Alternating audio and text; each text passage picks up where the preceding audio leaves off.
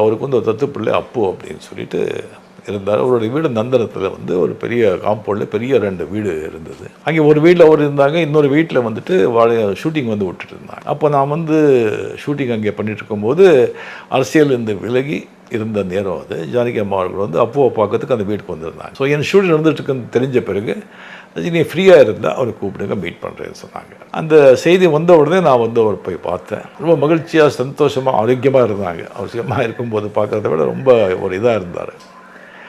பார்த்து காஃபி சாப்பிட்டீங்களான்னு சொல்லிட்டு நம்ம வேணாம் சொல்லுவோம். இல்லை நம்ம பண்ண பசு திஸ்திங் அங்கேருந்து தான் நல்லா சாப்பிடும். அவர் கையாலேயே வந்து காஃபி போட்டு எனக்கு கொடுத்தாரு. பெரிய விஷயம் வந்து சில படம் நான் பார்த்ததெல்லாம் பேசிகிட்டு இருக்கும்போது அவர் சொன்னாங்க, இந்த மாதிரி ராகவேந்திர படம் பார்த்த பிறகு அவர் எம்ஜிஆர் சார் அவர்கள் சரியாக ஒரு 15-20 நிமிஷம் அந்த உங்களை பற்றி அந்த படத்தை பற்றி பேசிகிட்டு இருந்தாங்க. எப்படி ரஜினி இவ்வளோ சாந்தமாக, இவ்வளோ அமைதியாக, இவ்வளோ அழகாக பண்ணியிருக்காரு, ரொம்ப ஆச்சரியம் இது அப்படின்னு ரொம்ப பாராட்டினார்.